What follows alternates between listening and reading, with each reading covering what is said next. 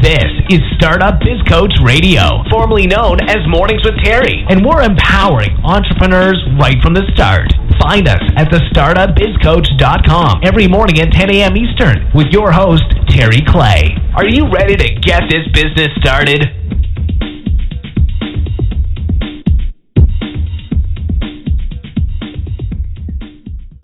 Hey, this is Terry Clay, and I am back with another episode of the Startup Biz Coach Radio.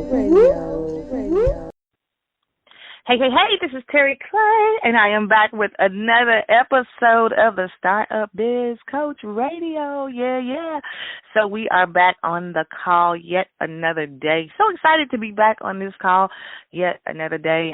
If you come to the call, we're live every single day, Monday through Friday, right from the blog, the startupbizcoach.com, and we have successful entrepreneurs every single day, Monday through Thursday, and then on Friday I do the call myself, just the host of this call, and we are empowering entrepreneurs right from the start. And we've had some dynamic speakers, dynamic people to give us value every week. I mean, lives have been changed from this call, so we're just excited to be back on the call another day. We do have a guest, as we do every Monday through Thursday. And as we do on the Startup Biz Coach Radio, we allow our guests to introduce themselves. So please, Terrence, tell us who you are and what you do.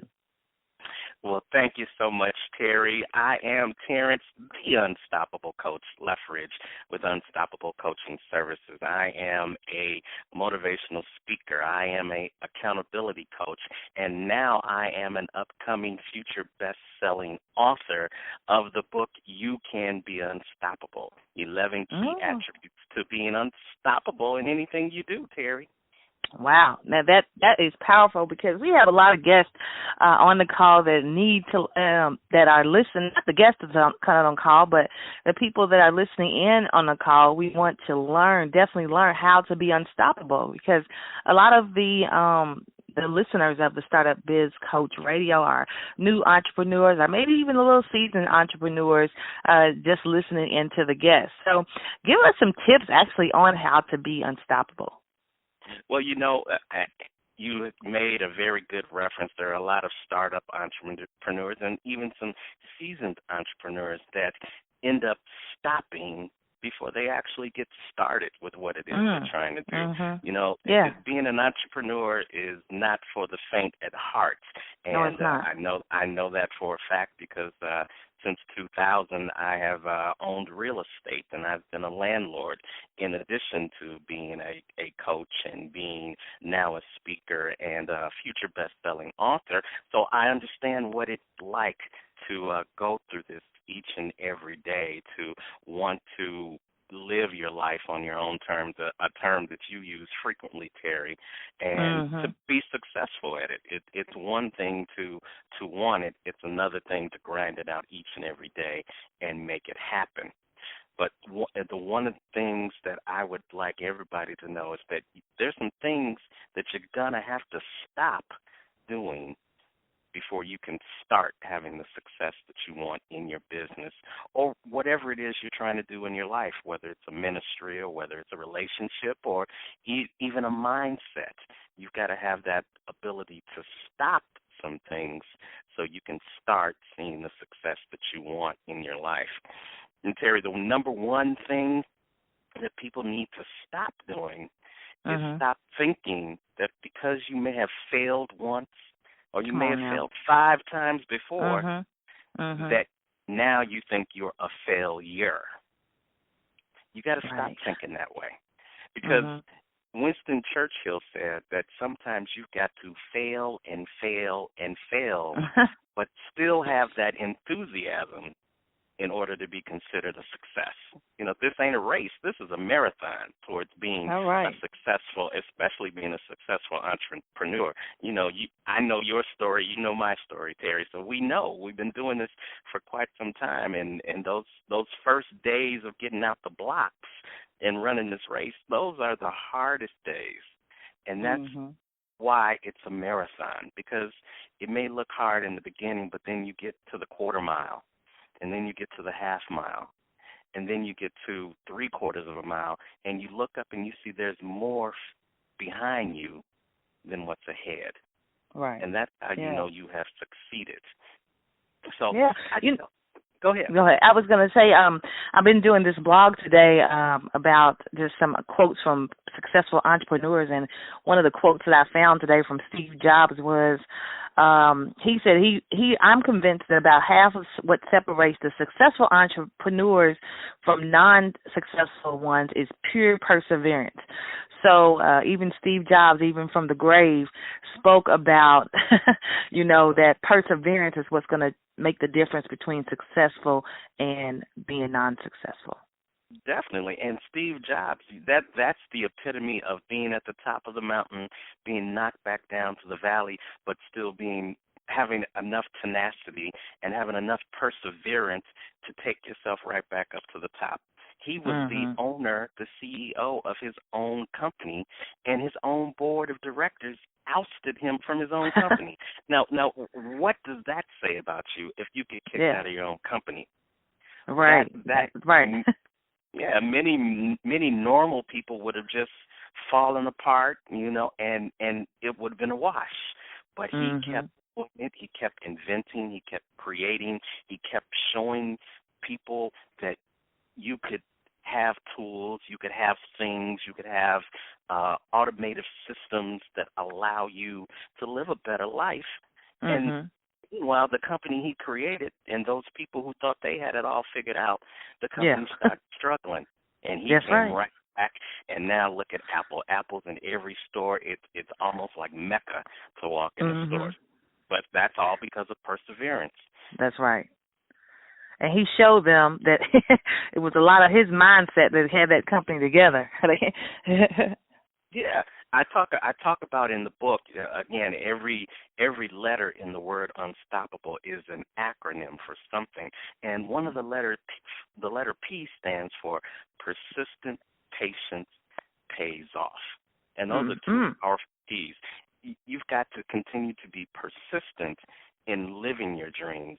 You got to keep being persistent in following your goals, but you got to be patient because your time is going to come when your time is supposed to come. That's so many times we look at other people's success and we wonder why we're not having the success as quickly or as somebody else, or we're not having as much of a successful situation as the next person who may be doing the same thing that we're doing. But we got to realize that everything happens in your life in your time, not on somebody else's time. So learning to be patient but still being persistent is what's going to help you to continue to go through what you got to go through to get to where you need so that you can start living that unstoppable life. That's right. Wow, that's good. I like that. So let me ask you something. We always talk about getting started. What actually put you into becoming the unstoppable coach? How did you get there? I got there because I got tired of being stopped, Terry. It's all right. It was I don't have a tragedy. I don't have any tragic stories. I don't have any abusive in my life. I don't have any disabilities to speak of, unless you consider being short a disability, but I overcame that as well. But what I did have in my life is I did have a lot of self-doubt growing up. I was raised by a single mom. I never knew my dad. He died when I was just a baby. But I was raised by three strong women. I was raised by my mom, single parent, never remarried, raised 4 kids, all made it through college, and all are doing well right now. I was raised by my aunt, who also lived in the house, and she is the epitome of unstoppability because she was born with polio. Wow. All for her whole life, and she just is turning 73 this month, as a matter of fact. For all her life, she went about her day-to-day activities with 2 crutches. They told her she wouldn't be able to walk. They told her she needed to get in a wheelchair, but she refused to be in a wheelchair. Not only did she work every day of her life, she went to school, she graduated with her law degree, and now she has retired. So she was always someone there in my life telling me and showing me what it meant to be unstoppable. You know, Mhm. that's a circumstance, especially back in the 40s and the 50s. Polio was like a death sentence. Yeah. And she overcame the odds, and I was able to see that as I grew up. You know, she not only did she walk with crutches, she drove a car better than I drove a car. She got around. And, no, she did things that every normal person does in their everyday life. She overcame her personal challenges to still live life on her own terms and live an unstoppable life. So that was my catalyst. That was uh, my mentor growing up. Mhm. And then my family also encouraged me to be greater things. You know, people were telling me from the age I was 5 that I was going to be the next Thurgood Marshall, the next Mhm. Supreme Court Justice of the United States. And when I got older and became an adult and I didn't live up to that, Mhm. that's when the self-doubt started kicking in, Terry. Right. And Right. when self-doubt kicks in, then procrastination kicks in. And when Mhm. procrastination kicks in, complacency kicks in. And so I just became comfortable with the 9 to 5 job, just over broke mentality that Mhm. the 97% of the people in the world live in right now. But there was always that passion, that thing in the back of my mind that was saying that there was more that I needed to do. And the only way it was going to get done is if I stepped up and stopped procrastinating and Mhm. started living my vision. Wow, So that's good. 2008 came, and, you know, the big financial crash came, and Mhm. that just, again, would have been something else that would have took half of the world out. But I looked at that as an opportunity. Okay, so now I got let go of my good paying government job. Now what? Well, Mhm. now I took that as an opportunity to retrain myself. I got certified as a accountability coach, and then I started doing radio like you, and that's how we connected online. Right. And now now I do a internationally broadcast internet TV show Mhm. weekly called the Next Level Living Show, and then That's right. it just said there was still something left to be done, and Mhm. that's where this book was. This book was a 3-year journey of procrastination, complacency, self-doubt, and overcoming my fears. Mhm. So it not only is it a book and a workbook for others to utilize to learn how to be unstoppable in their life, but it was a personal journey for me Mhm. to learn how to live an unstoppable life in my own life and learn how to live life on my own terms the way I want to live and for myself, my family, as well as my community. So that's where this came from. So, let me ask you one more question about that. That would probably help. I know it's going to help somebody. What was one of the first things that you did? You said that you were, you were procrastinating and you was doing those sorts of things. What was one thing? I guess one step that you made when you started realizing I can be better than this. I'm unstoppable. What action did you take, or how did you just start flipping it to the other side, or to the side of being unstoppable?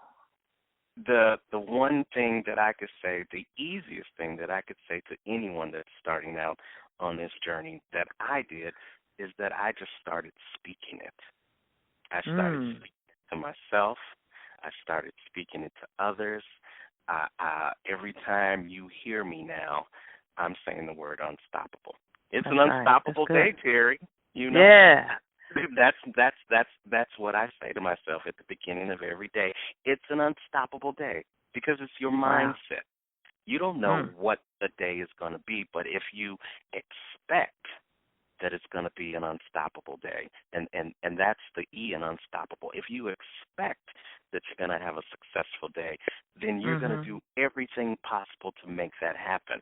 Now, you and I both know that doesn't necessarily mean that there isn't going to be a roadblock or an obstacle that